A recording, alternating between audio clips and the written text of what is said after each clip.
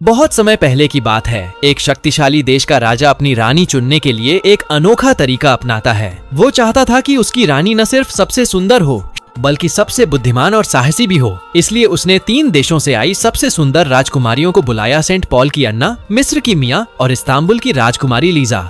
राजा ने पहली परीक्षा के लिए एक शुद्ध सोने का मोल्ड बनवाया जो बिल्कुल परफेक्ट शरीर की आकृति में था। मोल्ड पर 108 छोटी छोटी घंटियां टंगी थीं।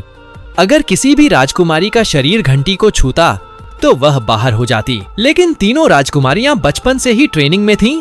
उन्होंने बिना कोई घंटी हिलाए टेस्ट पास कर लिया। अब बारी थी दूसरे टेस्ट की बुद्धिमत्ता की। इसलिए राजा ने एक ज्ञानी को बुलाया जिसने बेहद कठिन सवाल पूछा। पर चौंकाने वाली बात यह थी कि तीनों राजकुमारियां सिर्फ खूबसूरत ही नहीं बल्कि अत्यंत बुद्धिमान भी निकली। उन्होंने अलग अलग नजरियों से सवालों के जवाब दिए। राजा अब और उलझन में पड़ गया। अंत में राजा ने तीसरी परीक्षा ली, हिम्मत और किस्मत की। एक मेज पर 3 गिलास शराब रखे गए जिनमें से एक में जहर था। राजा ने कहा, जो रानी बनना चाहती है उसमें हिम्मत और किस्मत दोनों होनी चाहिए। फिर एक कैदी को लाया गया और उसे एक गिलास पीने को कहा गया। पीते ही वो जमीन पर गिर पड़ा और मर गया। इस घटना से लीसा सहम गई। तभी राजा ने तीनों की आंखों पर काली पट्टी बंधवाई और फिर नए 3 गिलासों में शराब डालकर उनकी जगह बदल दी। राजा ने कहा, जो पीछे हटना चाहे अभी जा सकती है। मिस्र की मिया ने तुरंत हार मान ली और पीछे हट गई। अब अन्ना और लीसा बची। लीसा ने आगे बढ़कर बहादुरी दिखाने की कोशिश की लेकिन डर के मारे उसने कहा कि अन्ना पहले पिए। अन्ना ने बिना डरे एक गिलास उठाया और पी गई। कुछ नहीं हुआ। अब लीसा ने भी गिलास उठाया लेकिन डर के कारण वो पी नहीं सकी और हार मान ली। लेकिन अन्ना यहीं नहीं रुकती, वो बाकी उन 2 गिलास भी पी जाती है। सब हैरान रह गए। अन्ना ने कहा कि उसे यकीन था कि इतना दयालु राजा कभी किसी को सच में नहीं मरने देगा। तभी राजा ने आदेश दिया और वो मरा हुआ कैदी जिंदा खड़ा हो गया। राजा अन्ना को अपनी रानी बना देता है। लेकिन कहानी यहीं खत्म नहीं होती। कुछ ही दिन में वो रानी जिसको चुनने में राजा ने इतने पापड़ बेले थे, राजा को धोखा दे बैठी। वो एक गुलाम के साथ संबंध बना बैठी। असल में हुआ यूं था कि अन्ना का राजदूत दल जब आ रहा था, रास्ते में डाकुओं ने उन पर हमला किया। डाकुओं का सरदार अन्ना की खूबसूरती पर लट्टू हो गया और उसे जबरन उठा ले गया। एक दासी किसी तरह बच निकली और रास्ते में गश्त कर रहे योद्धा कप्तान निक को सब बता दिया। निक ने अपनी सेना लेकर डाकुओं पर हमला किया। डाकू ज्यादा देर नहीं टिक सके। उनका सरदार अन्ना को लेकर पहाड़ी पर छुप गया। निक वहां तक नहीं पहुंच सकता था, इसीलिए अकेले ही बातचीत करने चला गया। डाकू ने अन्ना को वापस करने के बदले 100 बकरियां मांगी।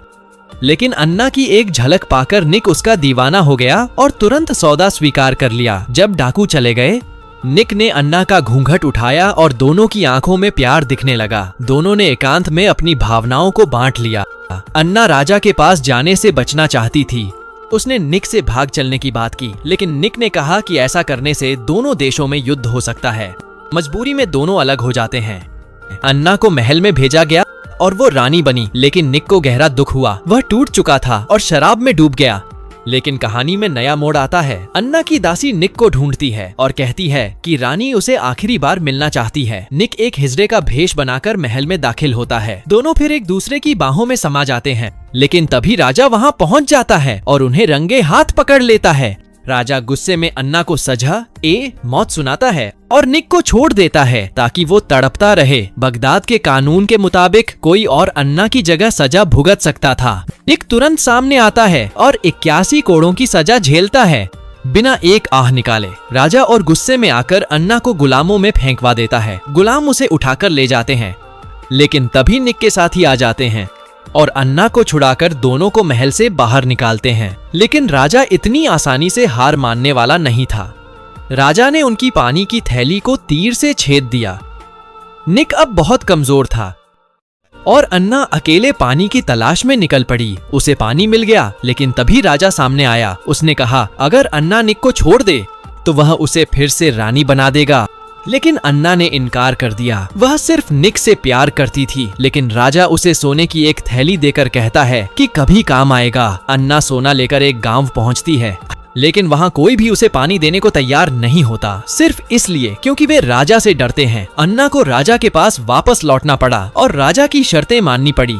राजा ने बदले में निक को ठीक करने के लिए राजवैद्य बुलाया। निक को होश आया तो पता चला कि अन्ना ने उसे बचाने के लिए खुद को फिर से राजा को सौंप दिया। लेकिन दोनों कुछ नहीं कर सकते और तभी महल में बगावत हो जाती है। राजा का सबसे भरोसेमंद जनरल उसके खिलाफ हो जाता है और रातों रात महल पर कब्जा कर लेता है। राजा भाग जाता है। रास्ते में अन्ना पहाड़ से गिर जाती है, लेकिन एक बुजुर्ग दंपति उसे बचा लेते हैं। अन्ना ने उन दोनों से एक घोड़ा उधार लिया। कई घंटों की लंबी यात्रा के बाद वह आखिरकार निक के पास पहुंची। वह निक के पास जाती है और उसे कहती है कि राजा को बचाना जरूरी है क्योंकि वो बुरा इंसान नहीं है। निक राजी हो जाता है और अपनी फौज लेकर बगावत को कुचल देता है। वह खुद गद्दार जनरल को मार देता है।